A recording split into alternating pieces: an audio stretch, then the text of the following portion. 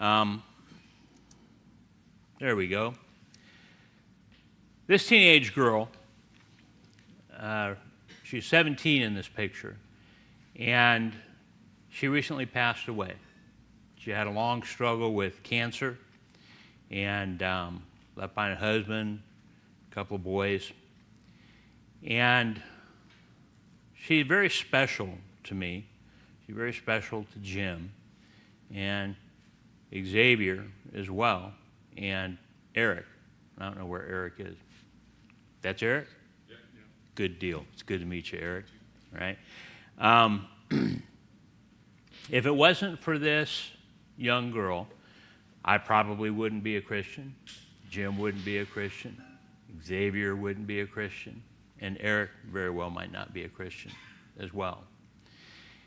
And when she was sick, I heard that she was suffering, and she was suffering with doubt, unfortunately. And so I wrote her this letter.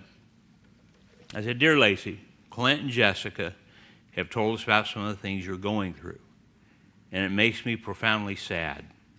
Shirley and I pray for you and Bill every night, and I can hardly get through it without tears. On one hand, I don't understand why this is so, but on the other, you and Bill were a huge part of a very joyous time in our lives. I want to share something with you that I hope will lift you up. I preach a sermon about you, and there's a good chance that I will preach it again many times. I use a PowerPoint, and I always begin with this picture of you as a teenager. I often refer to the lesson as the power of one. When Barry first came to El Cajon, he asked the members of the congregation to ask someone they knew for a Bible study. I don't know if anyone else rose to the challenge, but you did. You asked Jim. And that one act of courage on your part started what I call Lacey's spiritual family tree. Lacey, you asked Jim and taught him. And then Jim taught Tommy and Lois and Mandy and Kinsey and Luke and me. And then, of course, you taught your own boys, Morgan and Brandon. And then, of course, I taught our children, Jamie, who taught Fabian, who taught Jordan, and Clint, who taught Xavier and Johar, and most recently helped teach Eric.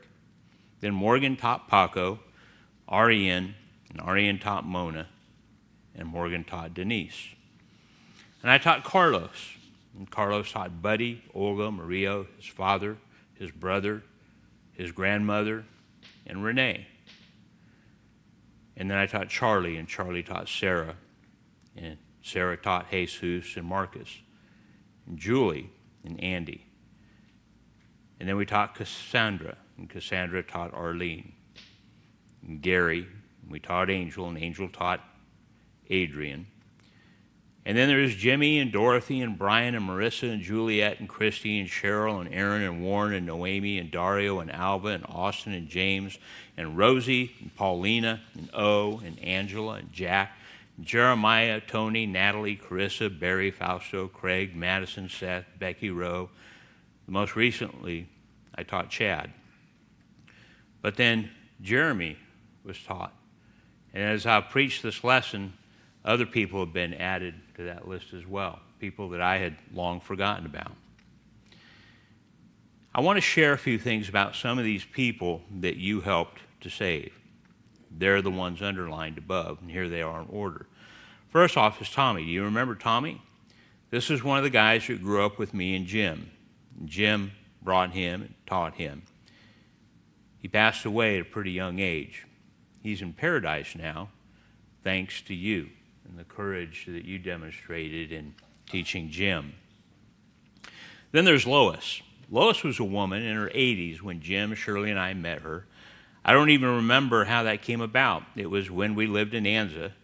We studied with her, and she obeyed the gospel. She always wanted to pay me for studying with her.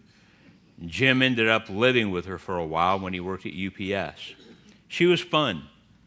One time, when she and Jim were playing cards, she just let one rip. In typical fashion, Jim said, "Lois, you better wipe after that one." To which she replied, "Jim, I better wash after that one." In her 80s, but saved because of you. Mandy was a German exchange student from East Berlin. She came soon after the Berlin Wall came down, and Mandy was a little naive coming to the U.S. after growing up in communist East Berlin. It was close to New Year's Eve when she opened Jim's refrigerator to see 4 or 5 bottles of Martinelli's sparkling cider. With an expression of scandalized shock, she ran to Jim, hyperventilating that there was alcohol in the fridge. She obeyed the gospel and carried the faith back to once communist East Berlin because you had the courage to ask someone for a study. One night, Jamie, our daughter, went to a concert at the Roxy in L.A. While they were waiting in line, Jamie turned to talk to her friends and accidentally stepped on another girl's foot. In retaliation, her brother sharply elbowed Jamie in the ribs. Well, a few days later, Jamie was in a chat room with others who had been at the concert, where she brought up the unfortunate incident. It just so happened that Fabian, the vindictive elbower, was also online in the chat room. Recognizing himself, he apologized. They formed a friendship that lasts until this day. They have never met again, but they visit online daily and exchange gifts regularly. It wasn't long before Jamie taught him the gospel, which he obeyed. This is another European connection.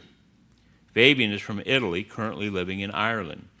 He was born with a heart defect and has had 2 heart transplants, and he will have to have more about every 10 years. He owns a vineyard in Italy and is quite wealthy. Not knowing his father, his lifelong cardiologist eventually adopted him.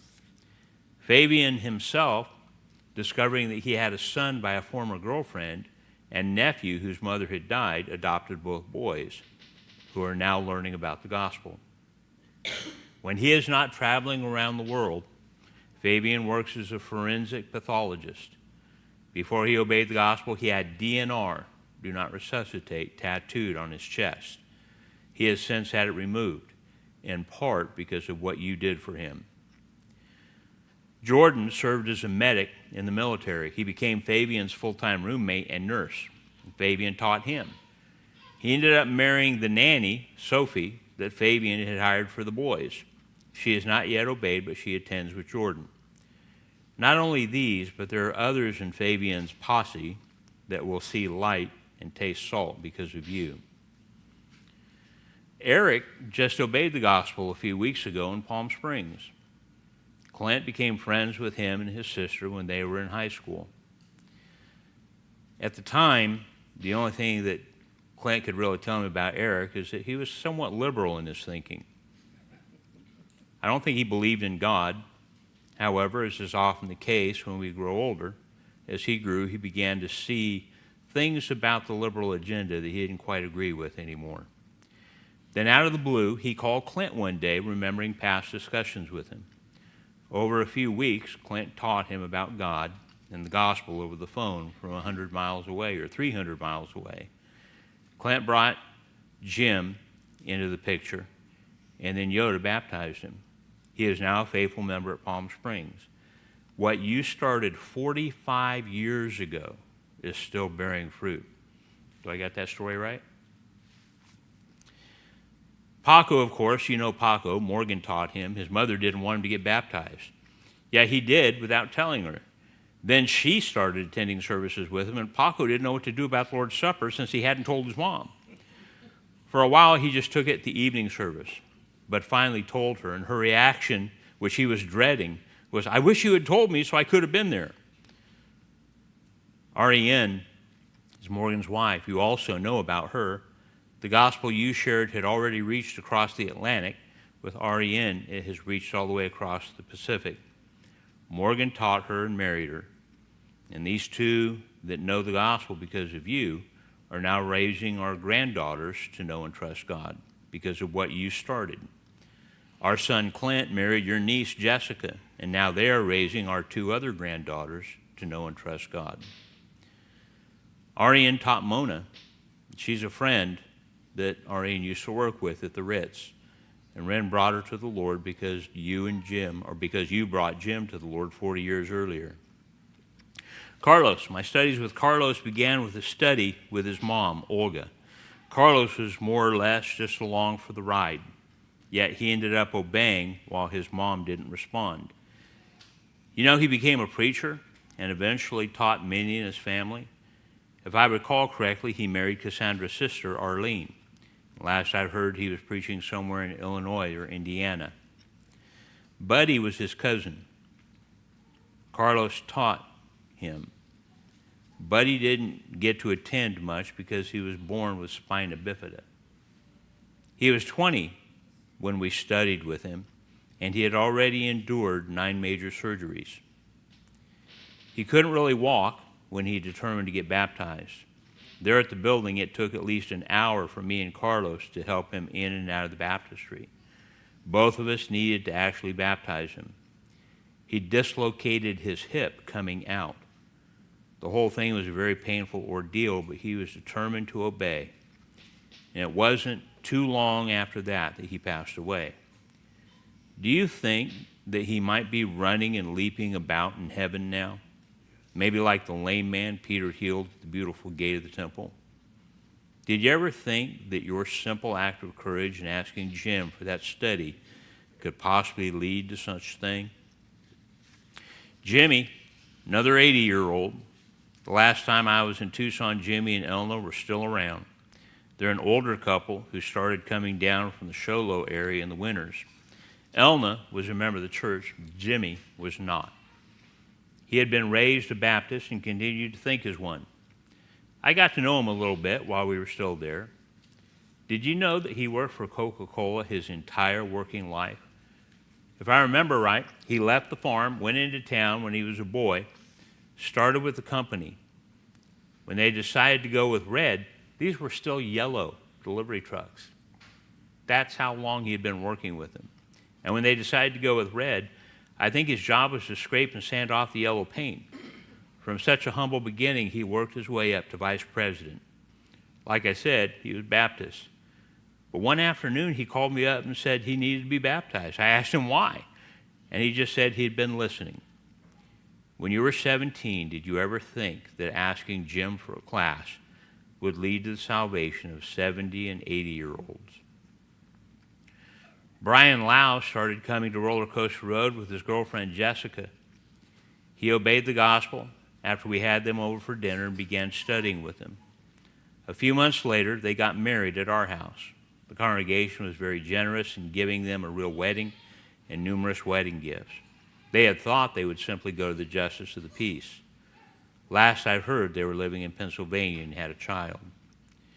Warren, some of you remember Warren and Diane, I'm sure. Warren showed up at church in Palm Springs with his wife Diane and son Troy just after 9/11. Diane was an out-of-duty Christian. Warren had almost died once working as a lineman. He had deep burn scars on his hands from when he came in contact with a live wire.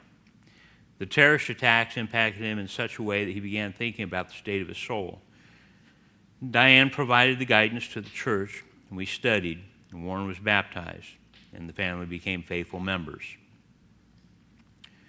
When we came to Arkansas, we were introduced to Noemi.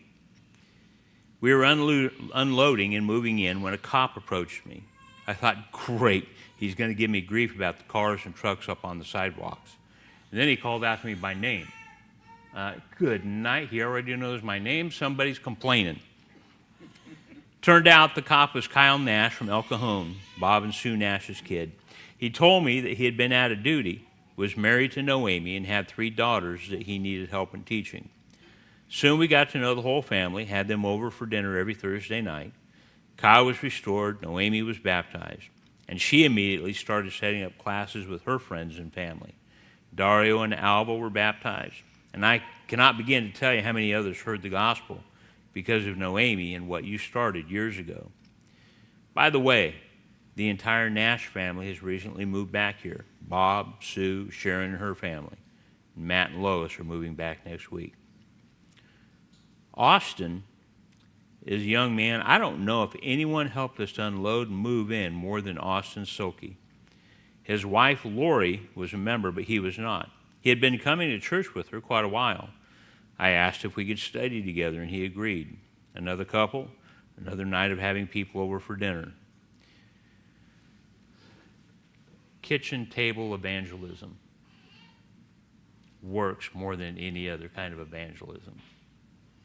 Build relationships with people, and that's when you'll be able to teach them, right? Knocking on doors cold rarely works. But you share a meal with someone, and that means a lot. So that's what we did with Austin and Lori.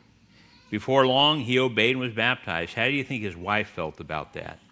I asked him why it had taken him so long, and he said that others in the congregation, as well as the previous preacher, had studied with him, but couldn't explain things to him in an understandable way. The lessons I'm going to show you will help you to explain things in an understandable way. Lacey, you gave him the opportunity to understand God's will. Then there's Seth.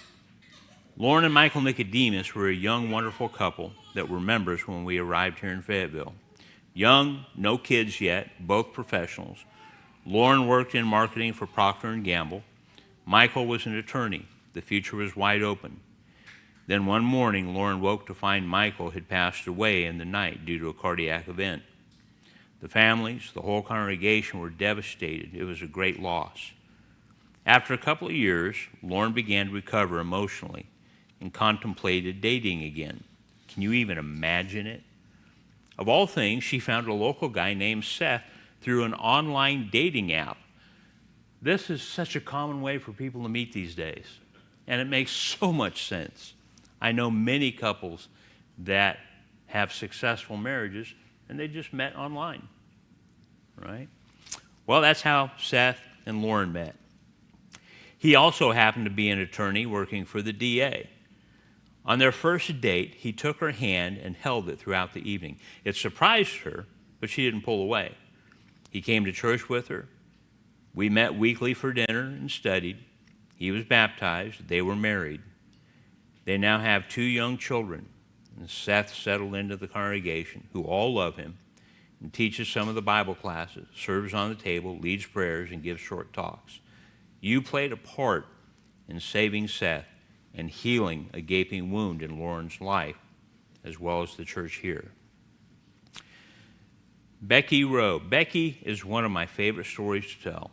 I can't remember if I ever told you this. Do you remember her?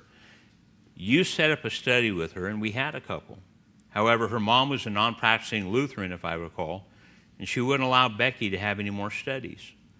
From that point on, she disappeared from my life. Then years later, we were having a meeting in Escondido where I was preaching. Before the service started, people were still arriving. A young woman walked in, marched straight up to me with 2 or 3 little kids in tow. She said, "Hi, Craig. Do you remember me?" Looking at her, there was something vaguely familiar, but I was at a loss. And then with a Cheshire cat smile, she said, "I'm Becky Rowe." She had obeyed the gospel, married a faithful man, and was raising her children to know God. I was overwhelmed. It is one of the happiest memories I have. I have that memory because of the seeds that you planted.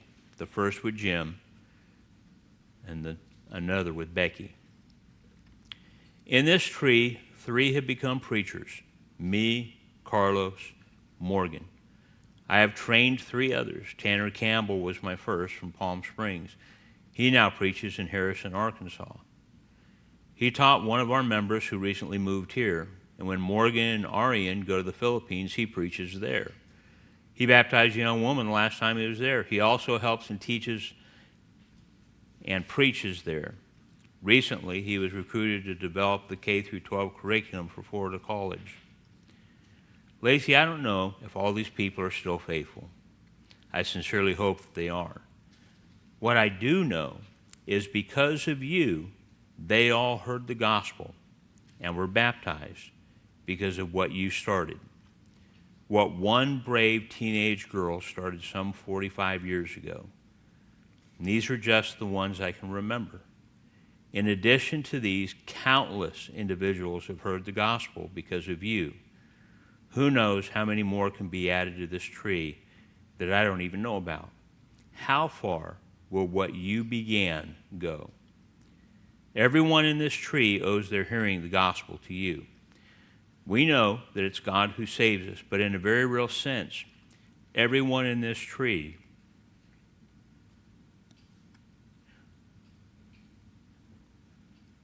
owes their salvation to you. And there is no doubt that when the day comes, you will hear, "Well done, thou good and faithful servant. Enter into the joy of your Lord." As we go through life, we collect regrets along the way. We must learn to let them go and trust God to make us perfect. He has promised that He will. All of us are moving to a time and a place where there will be no regrets, no pain, no tears or sorrow, only joy. Remember when we were young, you and Bill, me and Shirley and Jim, enjoying life, excited, and seemed so carefree. Maybe when this life is worn and over, we will get to have all that happiness together again. Of course, Bill and Jim and I will still be idiots, but it would be a hoot and a half. Or maybe we can just sit together with those we love and bask in the radiant glory of God.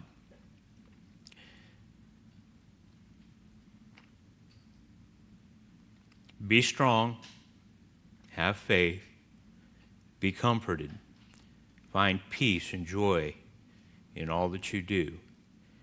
You are deeply loved. I want you to turn to Romans chapter 1 and verse 16.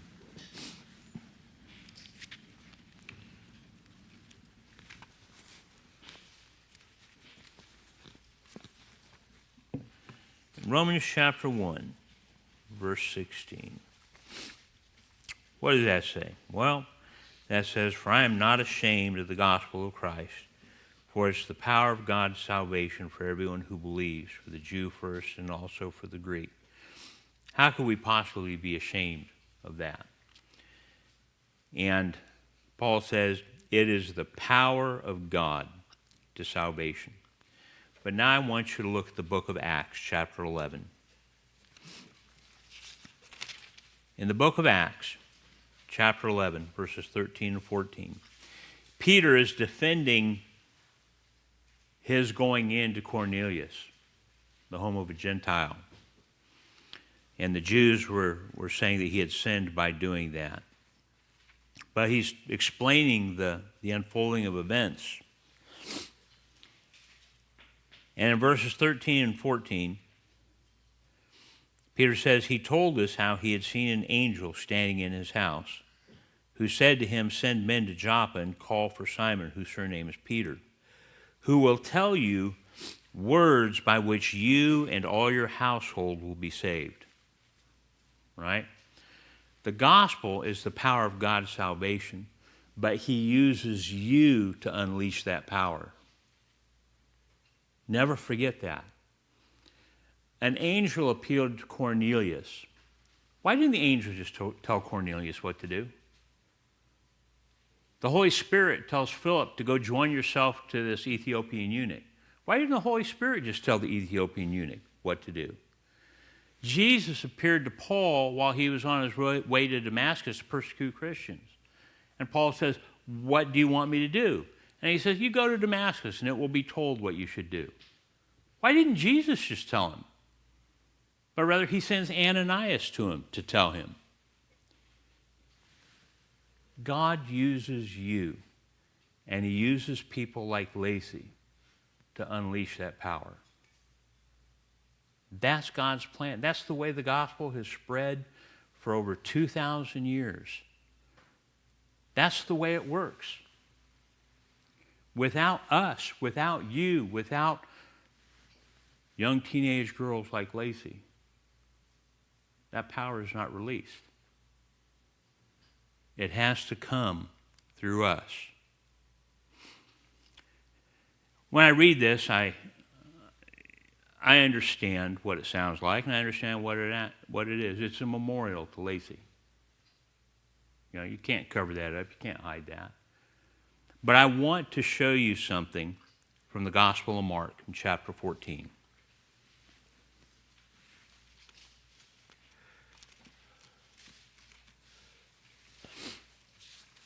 In the Gospel of Mark in chapter 14, we can begin at verse 3. We'll read through verse 9. It says, "And being in Bethany at the house of Simon the leper, as he sat at the table, a woman came, having an alabaster flask of very costly oil of spikenard.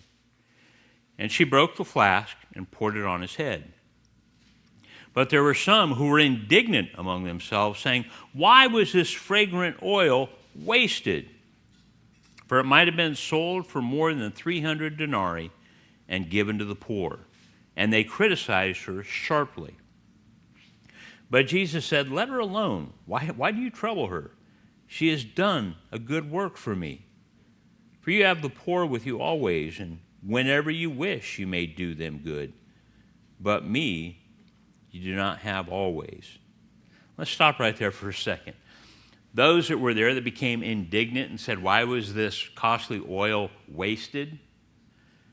This woman had just done a good work for Jesus, and the disciples were saying, "What a waste." Can you imagine that? Right? I remember one time, I was probably about 12. My brother and I are sitting in the living room. We lived in an apartment at the time. My parents' bedroom was just on the other side of a very thin wall. And, you know, when I was 12, I want to tell you I was very stupid, right? And so I'm sitting there and I'm talking to my brother. My brother wants some money from me, right, to do something. And I said, "Well, you got money?" He said, "No, I spent it on mom's birthday gift." I said, "Hey, you're the one that wasted all your money on Mom." And of course, she's on the other side of the wall, and she clearly heard that. And I don't imagine she felt too good about that, but hopefully she cut me a little slack because I was a stupid 12-year-old, right? And sometimes you say things and you don't realize exactly what you're saying or how it can be interpreted. And so, why was this great waste made? This could have been sold and given to the poor.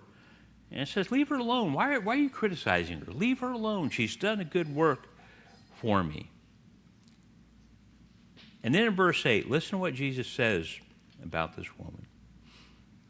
She has done what she could. She has come beforehand to anoint my body for burial. The first sentence, she has done what she could. Lacey was stressed. She was anxious. She knew she was dying. The doctor had said she probably wouldn't see the next Christmas. And she was fearful. And that's why I wrote her this letter. Lacey did what she could. She just, did a gut check, and she asked Jim for a Bible study. And maybe that's the only time, maybe that's the only thing that Lacey ever did in helping unleash that power. Maybe Jim's the only person she ever really, well, we know she asked Becky too. So she grew bolder apparently. But if that was the only thing that Lacey ever did, she did what she could. And look what came from doing what she could. Look what happened from doing what she could. And one of the greatest problems that we face as congregations is so many of us don't do what we can. We become spectators. And brethren, Christianity is not a spectator sport. By no means. It's a participatory activity, right? Christianity calls us to serve. And so all of us need to think, am I doing what I can? Lacey did what she could. And then I want you to read verse 9. Assuredly, I say to you, wherever this gospel is preached throughout the whole world, what this woman did will be spoken of as a memorial to her. Jesus acknowledged that she had done what she could, and he said, this will be a memorial forever. Wherever this gospel is preached, in whatever language, in whatever land, she did what she could. And there is no doubt in my mind that God looked upon what Lacey did, and he blessed her abundantly as a result of it. And there's no doubt in my mind of her salvation.